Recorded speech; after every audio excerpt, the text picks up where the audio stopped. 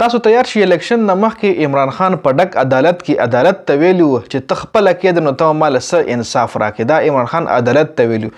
د عمران خان هغه خبره اوس حقیقت ثابت شوه. حقیقت داسې ثابت شوه چې د اسلام آباد های کورټ شپږ ججان چې کوم دي ای سپریم کورټ ته خط لیکلی دی او چې په دغه خط کې دی لیکلي چې زموږ په کار کې خفیه ایجنسۍ مداخلت کوي.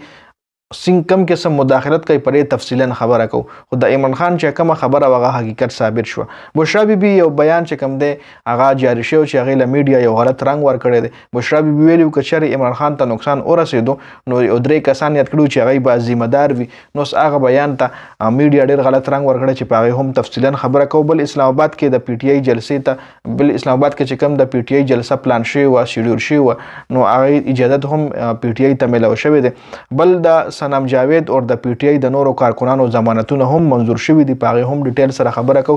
نو ویډیو خپله هم مکمل وګورئ او مخکې ملګرو سره ضرور شریک کړئ. ټونه پیله د عمران خان په غټ خبر باندې خبر کوو. کم خط چې لیکلی شوی په هغې باندې ډیټیل ډسکشن کوو. اوسه پورې چې کوم غټ خبر راغلی دی نو هغه هم دا خبر دی چې اسلام آباد های کورټ شپږ ججز چې کوم دي جوډیشل کونسل د سپریم کورټ جوډیشل کونسل او سپریم کورټ ته خط لیکلی دی چې په هغه خط کې په خفیه ایجنسي باندې غټ غټ الزامات لګولی دي چې زموږ په کار کې خفیه ایجنسي مداخلت کوي. دا وخت دا خبر په ټول میډیا باندې گردش کوي او دا وخت د عمران خان دا خبره هم ریشه ثابته شوه کله چې عمران خان په عدالت کې ویلي وو چې دا عدالت په خپله قید دی نو ماته به څه ازادي راکړي جي. ځکه چې اوس عدالت کمې خبرې کړي دي. د سپریم کورټ د شپږ ججز چې کوم دي اسلام آباد های کورټ شپږ ججز چې دا کوم خط لیکلی دی چې موږ ازادې فیصلې نشو کولی زموږ چې کوم کار دی کې مداخلت کیږي نو دې ځای کې د عمران خان هغه خبره چې کوم دغه حقیقت ثابت شوه جي. اوس د اسلام آباد های کورټ د خط نه دا ظاهریږي چې عدلیه دباو کې ده او د عدلیه په کار کې مداخلت کیږي. په دغه خط کې عدلیې ته دمکو ذکر هم شوی دی چې موږ ته دمکیانې هم ملاویږي. د عمران خان کیسونو کې د مداخلت ذکر هم شوی دی. د شپږ ججز په خط کې دا هم ویلي دي چې موږ د اسلام آباد های کورټ چیف جسټس ته دا خبرې بار بار کړي دي چې موږ له دغه رنګ دمکیانې ملاویږي یا زموږ کار کې انټرپشن کیږي یا زموږ کار کې خفیه ایجنسۍ ملوث دي خو هغه پې وایي څه ایکشن نه دی شته. د اسلام آباد های کورټ چیف جسټس چې کوم دی جسټس عامر فاروق دی او موږ وایي په زموږ په کورونو کې په بیډروم کې کیمرې لګېدلې شوي دي چې د هغې ویډیو باقاعده ریکارډ کیږي. نو داسې غټ غټ الزامات په دغه خط کې لګولی شوي دي. دا شپږ ججز چې کوم دي اوس سپریم کورټ نه په دې خط کې مدد غوښتلی چې لکه موږ څوک موږ مدد وکړئ موږ به تر کمې دغه رنګ خپلې ازادې فیصلې نشو کولی زموږ په کار کې به تر کمې مداخلت کیږي جي. بل چیف جسټس قاضي فیض عیسی اوس په دې معامله باندې د سپریم کورټ اجلاس هم راغوستی و.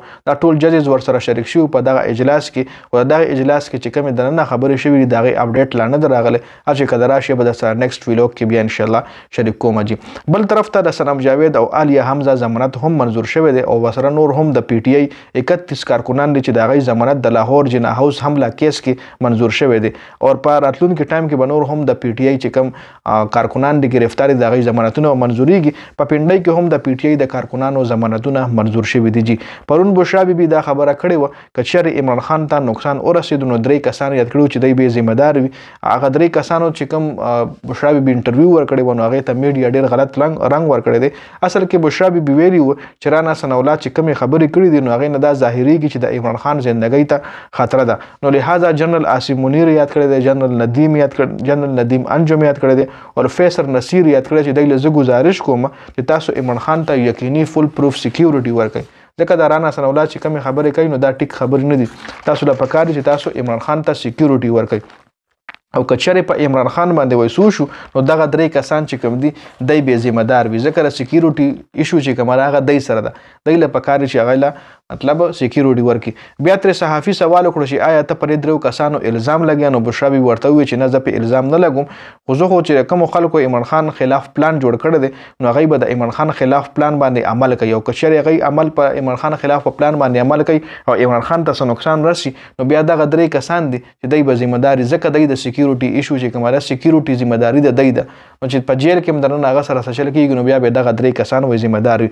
نو دا خبره اوس میډیا ریپورټ کړې ده چې عمران خان ته نقصان رسېدو باندې بشرا بیبي په دې 3 کسانو الزام لګولی دی.